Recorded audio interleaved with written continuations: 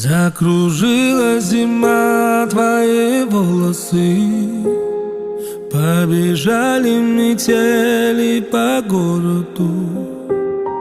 Ты сказала простуженным голосом: это я виноват в этом холоде.